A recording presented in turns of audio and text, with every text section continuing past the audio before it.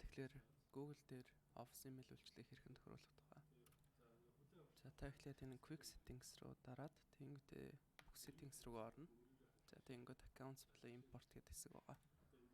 За тэрэн дээр дарангуут Check Mail гэдэг энэ хэсгийг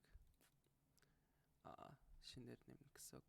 За тэгэхээр энэний артлын add гэдэг дээр дараад өөрийнхөө нэмэгдэж байгаа mail хаягийг бичээд тэгээд import pop тохирогдно гэдэг нь болохоор юу гэсэн үг.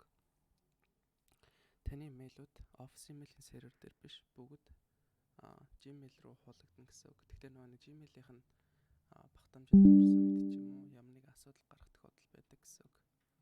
За тэгэхээр next-ийн дарлаа. За username дээр болохоор өөрийнхөө mail хаягийг бичих шаардлагатай. Тэгээд password-ын дээр нь болохоор өөрийнхөө password-ыг тэгээд pop server гэдэг дээр нь болохоор pop-зэг, mail-зэг юм байна. Нэг бичээд тэгээд label incoming messages гэдгийг чеклээд за тэгээд add account дарна гэсэн үг.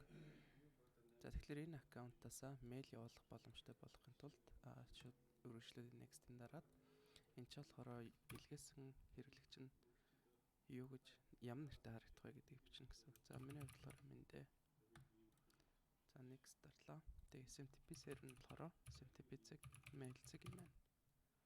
За тэгээ password-ын дээр нь өөрийнхөө password-ыг бичээд за тэгээд add дарна гэсэн үг. За ингээ холбогдож байгаа. За тэгэнгүүт таны Office email үйлчилгаан дээр mail өчнө гэсэн үг.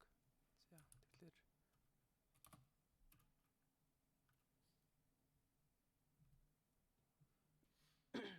ингээ verification mail ирсэн байна. За энэ линкэн дээр дараад тэг confirm дарчаад ер нь бол болчихж байгаа гэсэн үг. За ингээд таны mail хэрвээ тань дээр mail ирвэл Gmail руу нэрнэ гэсэн үг.